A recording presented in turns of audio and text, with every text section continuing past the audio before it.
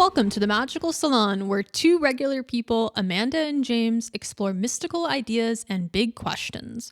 From books to pop culture, if it's a doorway to something deeper, we're probably into it. We're not experts, and maybe you aren't either, but that's kind of the point. Welcome back to the Magical Salon. I'm your collager, Amanda, and I'm joined by... your fellow collager, James.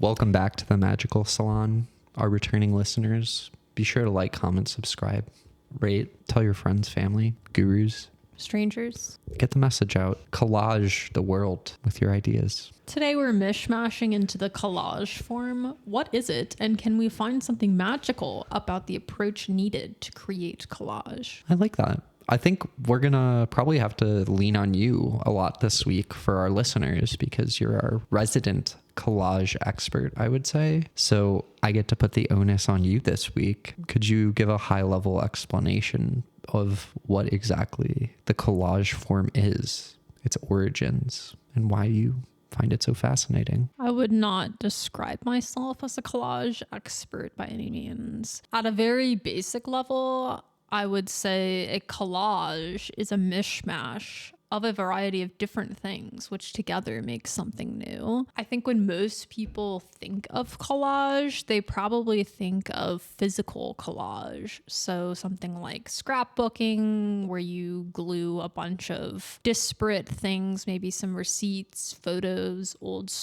school IDs into a giant scrapbook. That is a way of collaging. There's also visual art collages. There are video montages. That's a collage. And then some people might think of crossing out or blacking out a bunch of words on a page in a book to make a poem. And then, of course, I would also say another prominent way of thinking about collage is in hip hop, they use samples a lot. The idea of sampling, where you take a song and then you create a new song over the top of that old song, that's a collage. And so are DJ mashups. If you go to the club and there's DJs mashing up a bunch of songs together. So all of those would be examples of collage, I would say. We definitely go to clubs a lot where we hear DJ mashups.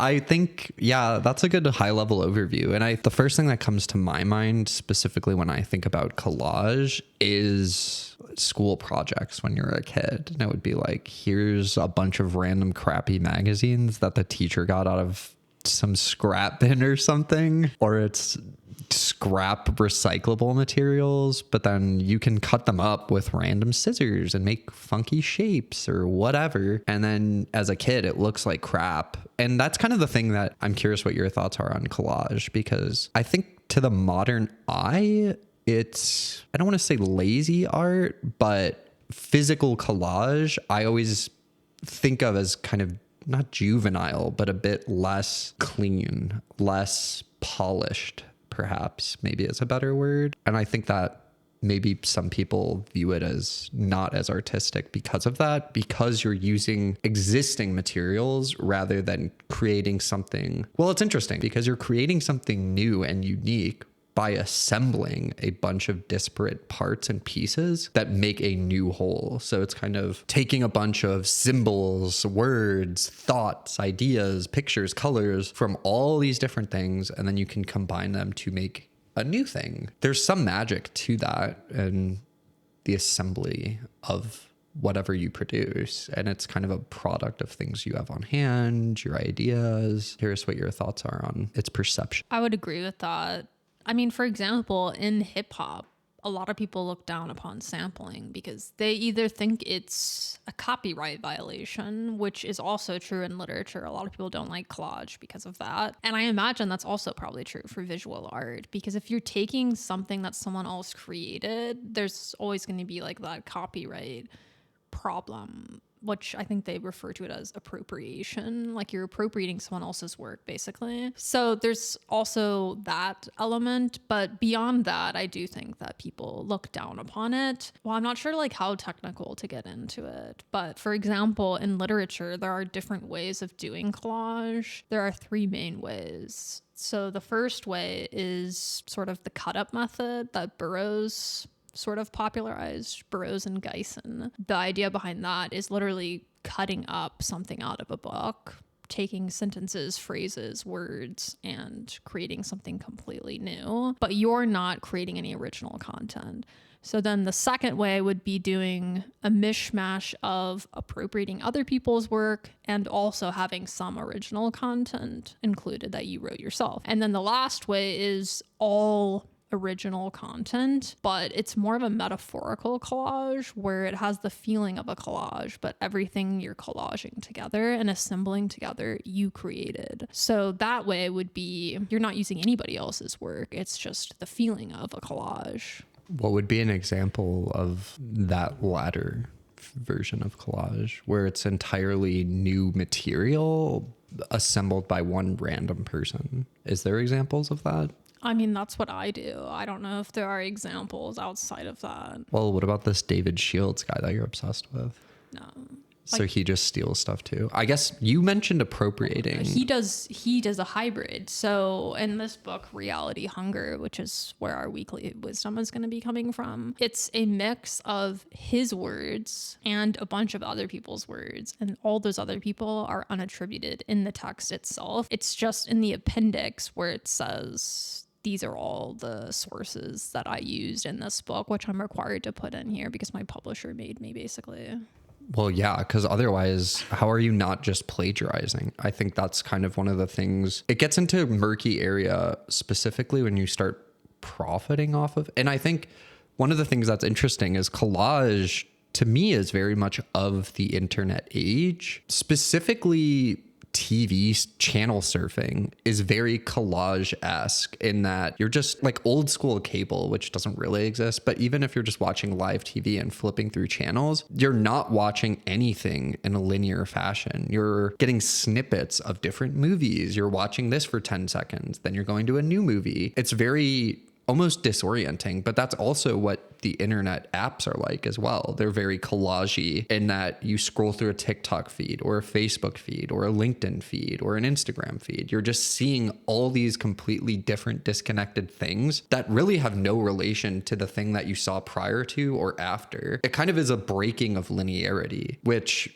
kind of is emblematic of the modern world. So I do like the idea of collage and feel like it's very prescient to the time. It feels to me anyways. It is, but it's also not that new. It's 100 years old at this point. It's had its roots in the Dada art movement. And then in the 50s, Burroughs and Geisen with the cut up method. And then you've got people like Jonathan Lethem, who I'm not really super familiar with him, and David Shields in the more modern era popularizing and writing. And I agree with you in that the next, or the area that's really ripe for evolution within the collage form, both for writing and also more generally speaking, is digital collage and hypertext and interactivity and things like that. I think you can have a lot of fun with playing with the internet and the internet's varying forms as well. So what is the Dada movement? The what? I mean, I'm not super familiar with that. Oh, well, you mentioned it, so I didn't know if you knew it. Like, what is even the origin of it? It's like, so it's only 100 years. I would not consider that old by any means as an art form then. It's not new. I think it's interesting though, because you mentioned, I mean, the 50s and 60s, when was Andy Warhol famous? Because I kind of view that as a form of collage potentially, where he was, isn't that the Campbell Soup guy? Where he just took corporate logos and stuff and then just made a bunch of mass prints of them. And that's just kind of, he's not really, he painted a Campbell Soup can. Like, why is that guy famous? That doesn't seem very artworthy. Yeah, so I would say he fits into this sort of, because he's pop art, Warhol is. So the Dada art movement was an international art movement, and it's associated with avant-garde practices, but specifically this idea of anti-art, which I also come across a lot in learning about the collage form. In some ways, it's the anti-novel. If you think about the novel as primarily a very linear narrative focused thing, in a lot of ways the collage novel is an anti-novel, and it has very different aims at the same time. And you know, the guy, his name is Duchamp. He's an artist that basically created a urinal, and that was his art piece. He's firmly in Dada because, and I would say the same thing with like the banana and duct tape. Like that's very, it's giving Dada. That's kind of challenging though, because it's hard to say some of that's art, especially when you're looking at some of these things selling for exorbitant amounts of money and it's literally a banana taped to a wall. What is the art there? Well, I mean, the pricing in my mind is kind of irrelevant because that's what everybody externally is putting on your work, which has nothing to do with what you've actually created because art is so elitist and so exclusionary. But I mean, the whole idea behind Dadaism is sort of, in some ways, it's kind of facetious. Like, what can we get away with before someone's like, what are you doing, sort of? It's sort of challenging this idea of what even is art. So it's sort of playing with that idea. Sounds very postmodernist then in that sense. One of the things that I saw when I was looking stuff up is there's kind of 3 key elements to collage or principles present in the form. One of the first is that it's commenting on how fragmented modern consciousness is, and therefore the art itself is fragmented. Specifically, if you think of a physical collage, a la a painting, that's just a bunch of different cutouts or pictures mashed together. The other is that meaning is constructed, which I do like, which again is very postmodern. You kind of make your own meaning, and it's also very magical oriented, because collage in my mind is akin to magic in that you are making something of your resources on hand that is greater than the sum of its parts. So you might have scrap National Geographics that were going to get thrown away from half price books, and you bought 7 of the magazines for like, what did we buy them for? $5 maybe, $4. You can turn those into a new piece of art by cutting out random pictures and all these different things. So I like that you can make meaning where there is none, or make completely new meaning from the original source text. And then lastly, it said reality is editable or rearrangeable. There is malleability in the world, and there's some power in, oh, I'm going to cut out this phrase from this book and then mash it with this phrase from a different book. Kind of like sampling is cool because you're revitalizing or reviving some old songs that maybe people don't know anymore. You can take the beat and then rap over it, and now that old song is going viral again 50 years later because it was incorporated into a new song. Well, yes, and to your point, or to your criticism about the urinal and about the banana, I mean, David Shields in this book, in Reality Hunger, it's basically a manifesto about the collage form, but he's also talking about how there should be no copyright is basically what he's saying. And I don't know, if you could detract money from all these things, I think that in terms of art,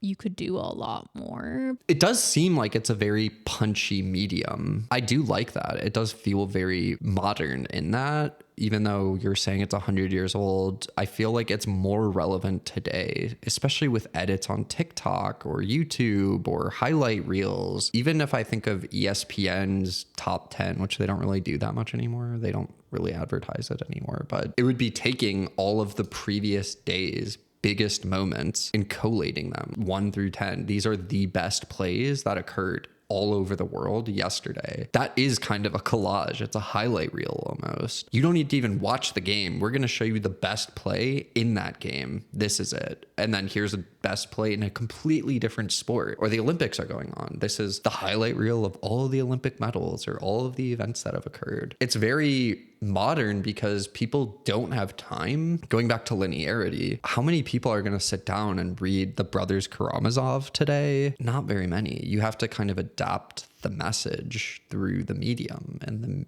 people's attention span's not really what it used to be. And I think collage, you're able to pack a lot more stuff into art or on a page. So I would like to mention you are the resident expert because you are going to be teaching a class on this, the collage form. You're a subject matter expert at this point on the subject. You're an actual expert in this area for once on the episode.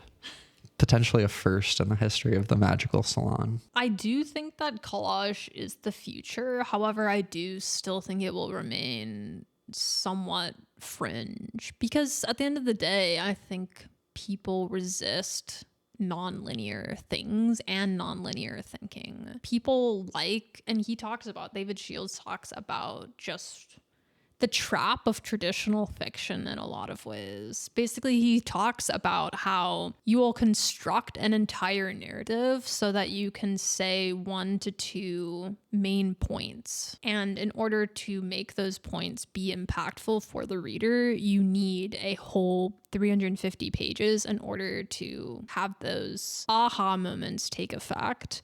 Whereas in collage, because it's short sections, it's kind of like, look here, look there. You can have a lot more aha moments because you're not in pursuit of a traditional structure. So there can be more of those moments. And that's something that collage form affords you that a traditional narrative does not. Essentially, he's saying the old ways of writing, take Moby Dick, for example. It could be a grand novel with a great message or an aha line at some point. But how many people in the modern world are reading Moby Dick or The Brothers Karamazov or The Count of Monte Cristo or all of these books? Maybe there's a great payoff after 900 pages, but the reality is people are not reading these books for a reason. So you have to adapt to the times. And I think collage is, you're arguing, is a adaptation of the medium to appeal to modern readers, maybe? I mean, I think somebody like David Shields would say that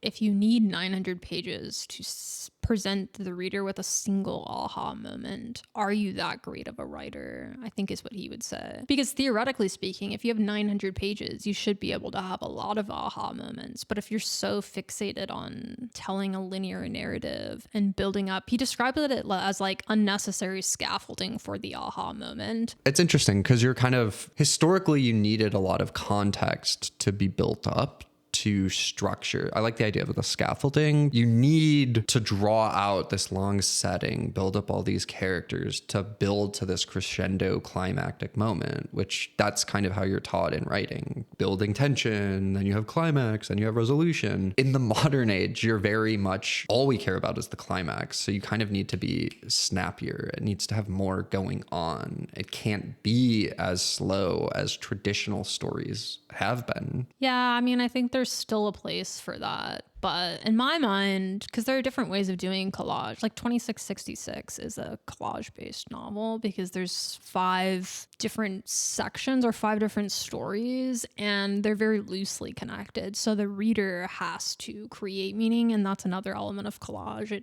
It requires more participation from you, which most people don't really want to do. They just want to be told something. They don't want to have to find the meaning themselves. But I think a lot of collage, at least the kind that really most resonates with me, is short sections or a variety of forms within the text itself. And I think that might resonate more with readers, just because a lot of people like having short chapters, for example, because they can pick it up and put it back down. They can read a few pages here and there or before bed. So you might be able to reach more people like that rather than, I mean, everyone's tried to read a book at some point that was super long, and there are very few chapter breaks, and it's just mentally, it kind of makes you not want to pick it up because you know that it's going to require a greater commitment from you, which you may not be able to give at that time. There's this, I guess they would be a philosopher, Byung-Chul Han, I think is how you say their name. And they wrote one book specifically, Non-Things, where it's about the digitization of things. So we now pay for non-physical things. But the bigger point of their writing as a philosopher is, to your point, some of these philosophy books, I'm not a philosophy major by any means, but I dabble in reading some of it. And some of the old philosophy texts are so boring and so unnecessarily verbose and just disorienting for no reason. And they're just spending 30 pages defining their terms before they even talk about stuff. And one of the things that's really enlightening about this specific writer is that they are very modern. Every word is very punchy. All of the phrases and sentences are almost things that you could underline. Whereas if you read some of these quote unquote great philosophical texts, they're super boring and nothing is worth underlining. Maybe their overall idea is what was important, but from a reading perspective, for the average person to read, it's not enjoyable at all. And there's never really an aha moment. Whereas you can read their books and they're not 500 pages. They're like 100 pages or 200 pages maybe. And they're very punchy and they're, to your point, broken up with shorter sections. So it's less daunting. And I think that's kind of how people process better. Bite-sized pieces. Maybe that's just people's shrinking attention span. I don't know. But again, I think the collage form is better suited for the age maybe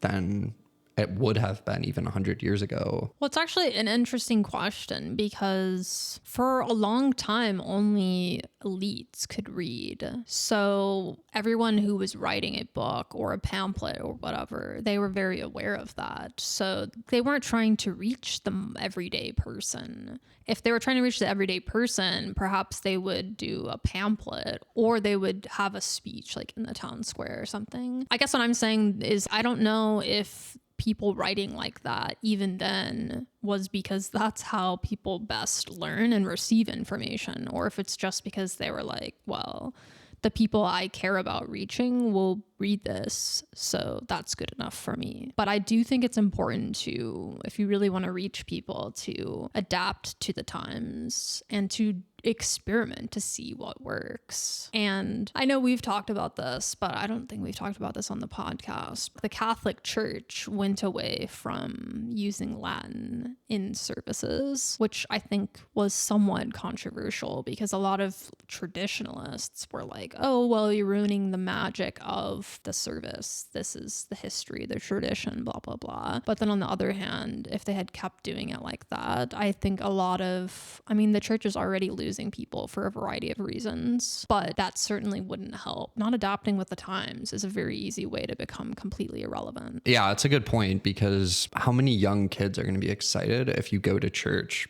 They're not even facing the right way and they're speaking Latin. It would be so boring. It'd be boringer than it already is. Well, and that's why a lot of churches, they have tried to do things, whether it's having more modern music or having youth groups. I don't think youth groups have always existed, although I can't be sure. Well, something I was thinking about that's a bit unrelated, but I think fits is we were watching, so we're recording this the day after Valentine's Day. And one of the things we watched yesterday, because it was on TV, was Valentine's Day, the movie, which it's an older movie, as in, I think it came out in 2014 or 2010, and has a bunch of famous people. Who's in it? Jessica Alba, Taylor Swift, Taylor Lautner, Bradley Cooper, Anne Hathaway. Everybody's in it. It's just a cameo palooza. Ashton Kutcher. Everybody's in this movie. But it was interesting because the movie almost was a collage in that it could have been an anthology. There's 10 different romances in the movie, maybe, which could have been each romance or little mini section could have just been a separate love story. You could have had 10 different 10-minute love stories and made the movie. But they didn't just film, okay, here's the 10 minutes. This is their whole story laid out in these 10 minutes. Next story. Here's their 10 minutes. It was like, here's 3 minutes of the story, cut to the next story. Here's 3 minutes of their story, cut to the next story. Oh, then we're going to go back to this story. It was a linear narrative in that the relationships were progressing linearly throughout the day. But the way it was told, they were jumping all over throughout the stories. It was kind of an interesting way of doing it, I guess. Yes, and that is another element of the collage form, at least in terms of a writing capacity. capacity. They call it polyphony. It's a variety of voices. So you could have multiple points of view. And sometimes they might even conflict with one another because and this is tying into postmodernism, is there is often a blurring of fact and fiction in collage novels. So it requires even more work from you. But yeah, I mean, I think Valentine's Day is a good example of like you have a lot of characters. There's kind of a lot of going on. A lot of people are talking. So you're really talking about it as a literary movement, I guess. So is it strictly literary? It can't be because, I mean, collage, I think colloquially is known for its print artistic perspective, right? That's probably what most people think of it as. I guess, are there famous modern collagers? Is that a thing? As an artist, who would be an example of a famous collager? Like a visual artist? Yeah. Oh, I don't know. I'm not like super well versed. You said I'm an expert. I'm not a collage expert. I'm a self-proclaimed expert in the collage novel, I guess you could say, or writing in a collage-based form. But outside of writing, I'm not very well versed in the collage. But have you seen those fridge magnets where it's like a bunch of words and the idea is that you're supposed to create poems on the fridge with them? That's a collage, a very just sort of a pop cultural collage reference. That definitely reminds me of cut ups too, where the whole idea is meaning you can deconstruct a sentence or take the exact same sentence and flip all the words around. And then essentially the entire sentence, if you think about it, should be the same, the meaning, because it's all the same words. But if you change the order, it can mean completely different things, which is a trippy thought. And then it kind of is playing with the idea of reality construction because you're using the same building blocks. It's the same 26 letters. In this case, it's the same 5 words or whatever, but just rearranging them can completely change the meaning, the intent, the message, which it does do a good job of illustrating that when you get to physically kind of manipulate words like that. Yeah, I agree. The fridge magnets are definitely the cut up method. It actually reminds me of this poem. I'm reading a book of poems called Whereas by Layli Long Soldier, and she's experimenting with form a lot. And one of her poems, it's basically a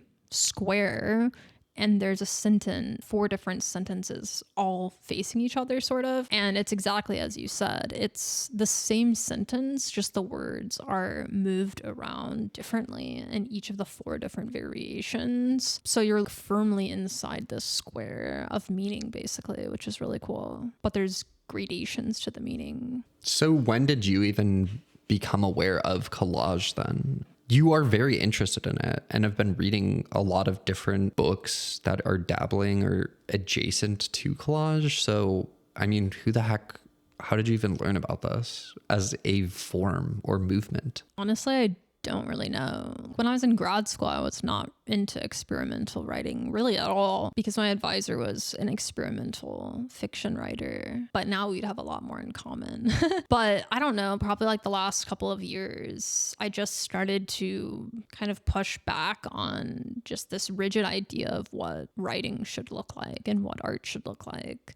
And that was sort of my access point, and it just resonated with me. So do you have any writers then specifically that you like in the space? I know you're referring to this David Shields guy. So I guess, is he the Hemingway of collage or something? I don't know. Is he like, do people know who this guy is? Or is this such a niche thing that nobody's going to know who David Shields is? Yeah, nobody's going to know who he is. I mean, he's known in the collage writing space, which nobody knows about. So yeah, anyone I could list off, you're not going to know, other than The Wasteland, the poem. Well, list some other people though, just for the sake of the listeners that might be curious in the space. I mean, it is an interesting space and I think we're doing a good job describing it. So I could see people being curious to hear more about other writers to dive into or go down the rabbit hole of, so to speak. The Wasteland, as I mentioned, 2666, Roberto Bolaño. There's Maggie Nelson, who I really like her. The Argonauts. She also has a book called Jane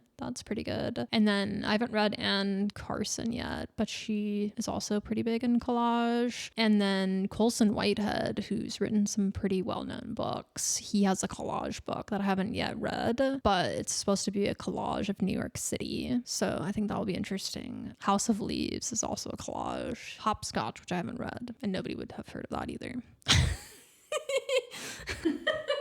That is a famous book, though. Hopscotch, Cortazar, I believe. Well, and that's an interesting example because he's pseudo same time as Burroughs, because Burroughs is like 50s. I think Hopscotch was written in like 63 maybe, so. Well, I can say, so I did read William Burroughs's Naked Lunch, which, yeah, it definitely, I get it as a collage form because it is experimental, especially when you consider that it was written in whenever it got written in the 50s or something. And it does not have a plot, really. It's very loosely constructed. The characters are kind of all over the place. It kind of doesn't really make that much sense, but it is in some ways prophetic to the modern times. And it is also kind of prophetic even in the way it's told, because I do think there has been a change in writing and a linear story, which we're talking about. Obviously, they still exist, but they have to change somewhat. To your point, I'm not sure. I would call them micro chapters, which I feel like is becoming a more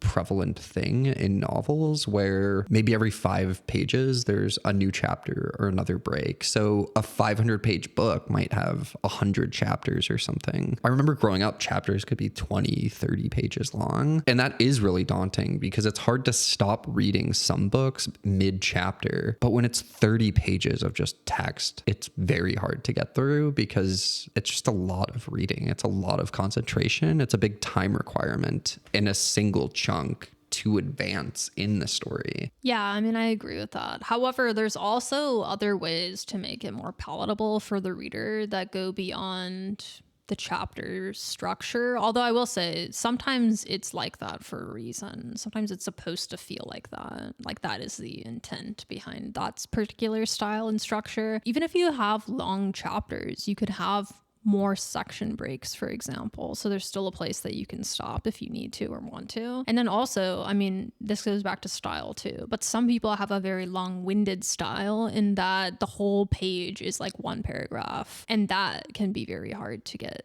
So shorter paragraphs, for example, can also make it easier to read and digest. But again, that's not always the point. It is funny when you think of long-winded people, because David Foster Wallace, specifically Infinite Jest, is, yeah, kind of the king of page-long paragraphs or even paragraph-long sentences. And it is also funny because when you read it, he breaks so many rules from an English language perspective. So there will be sentences, well, I don't know, I'm probably making it up, but it's like, and so, but, and, or something in a sentence. You can edit this. You don't need to make a 1,300-page book. Like, we can edit here, dude. And I think there's something to collage, though, being, again, of the time. It has to pack a punch quicker, but in my mind, that's being a bit more respectful of your time, potentially. Well, it's actually interesting. So I was looking up this book that I read a while back. Well, I didn't actually finish it. It's called Trust by Hernan Diaz. It won the Pulitzer Prize.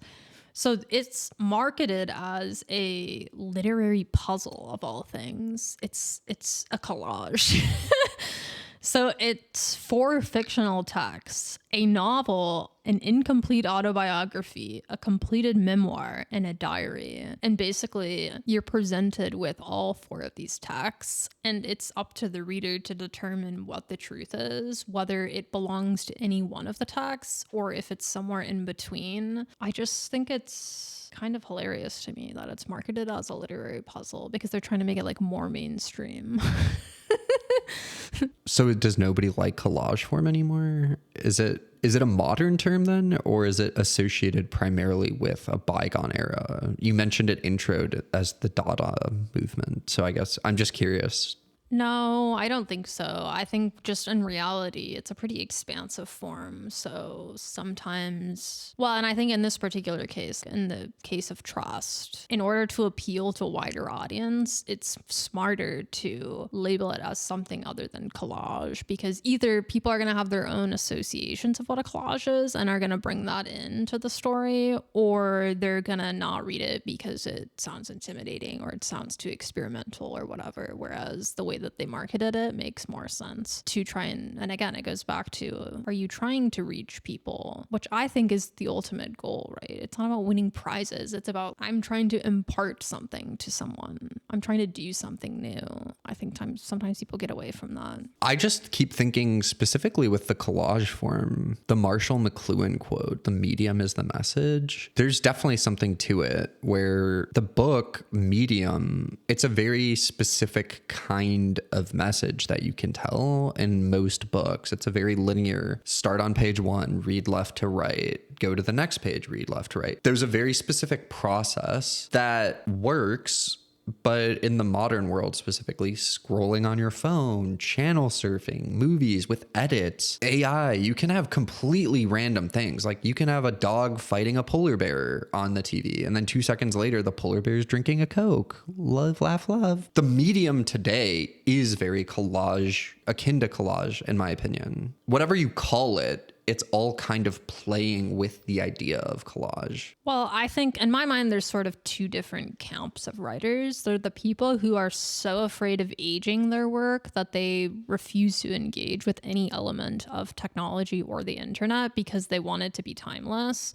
And then you have the other people who are innovating in the way that makes sense in the time. I'm just thinking about hypertexts, I think, are going to be an important part of conceptualizing this period of literature in the future. Like when they go back and they label contemporary literature as something similar to how we have modernism and postmodernism and stuff. So whatever they labeled this era of literature as, that's going to be an important element, I think. For example, Lance Olson created this really cool hypertext novel, and basically it was on a website and it was a movie theater, and all the seats were filled with people. And so you clicked on each movie theater seat and it would have a story that would basically pop up. So you could read them in any order and it would make sense.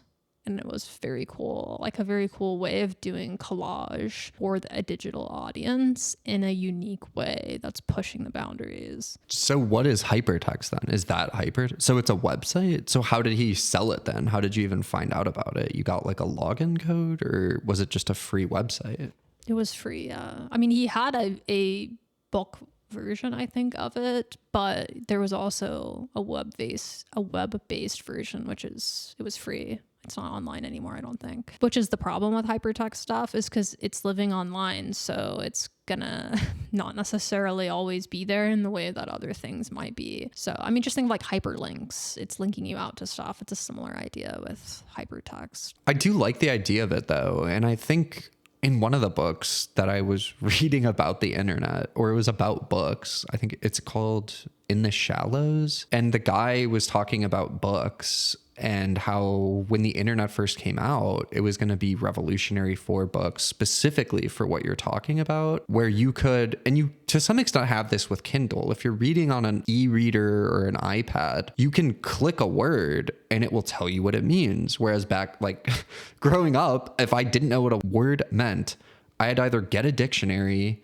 guess by assembling what I thought it meant based on the context of how it was being used, or just go, I have no idea what this means, whatever, moving on. It's a cool idea, but then when you're in the process of reading, it can slow you down a lot too, because do you really care what that word means, or do you want to just keep reading the story? I agree. I sort of have mixed feelings about that as well, because I think how I learned most of the words that I know is through reading, and I never looked up any words. Occasionally I would, but for the most part, like when I was reading difficult texts when I was much younger, I would pretty much never look anything up because there were a lot of things I didn't know, and I just didn't want it to take even longer for me to get through whatever it was. So in other words, I only know a lot of words through context clues. But I don't think that there's anything wrong with that. In some ways, I think it might mean that you know the word better than just knowing it as a dictionary version because you've seen it in action. So at least you can rely upon that.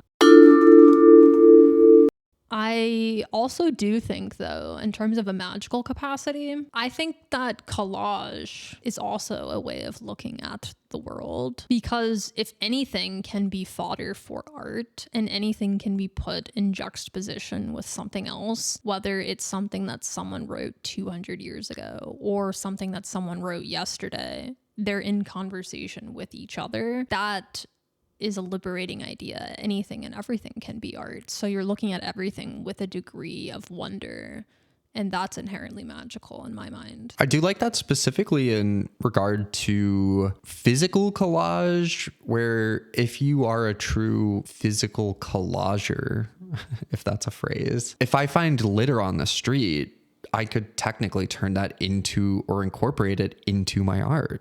So you're taking the refuse from the world and you're repurposing it to make a new symbol or tell a new story, which is cool. And it is very resourceful in a way. You're thinking outside of the box because, yeah, okay, they made the Eiffel Tower out of toothpicks or whatever. It's like, what the heck? Who's even thinking of this crap? But I don't know, somebody did it. And there's something kind of ingenious, which that is always something that's impressive. Specifically in a movie context, it's always cool when a movie that has a $10,000 budget or something ends up being super successful. It's like, yeah, they just had a video camera and it's not that great of acting, but they're trying and it's a unique story. So it made a cult following or reached the audience it was looking for or made an impact, despite not necessarily having the biggest budget or the flashiest, newest stuff. You can still make important messages. Just goes back to the idea that anything can be art and anyone can be an artist. People have done trash art, for example. I mean, it's not called that, but they'll like make a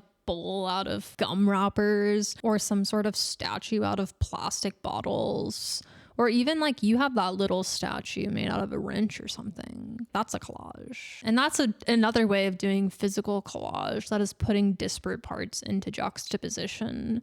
That isn't a physical collage where it's like things glued down to a piece of paper. So even that is an incomplete way of looking at collage. Okay, this is going way out there, but bear with me. So the idea of just taking disparate parts to make something, that's just being resourceful, which is kind of what being a collage artist is, if you're thinking from a physical print media perspective. So what about, and you know, I love earth ships and stuff. Those are so cool to me. The homes where it's old tires and we packed them with dirt and we took empty Coke bottles and we made walls out of them. It's really cool. And it's a lot of work. They're using just garbage, literally, in some cases, and making really cool, like, oh, this is a self-sustaining house. It harvests the sun and the bottles release the whatever. There's like a bunch of science that make the houses work, but there's a lot of effort. It's a very ingenious thing, but the houses are super cool because they're so personalized and unique, because somebody had to physically make every single piece of it instead of just stereotypical drywall or cinder block walls. A lot more thought goes into stuff. And there's something cool about that because, you know, and I know that's like out there, but it's more the idea of being creative with the available resources that you have. I don't think it is that out there because it is better for the environment as well. Because I think we've fallen into this modern trap now where if it's not brand new, we don't want it. We don't want to repurpose something. We want a brand new build house. We don't even want to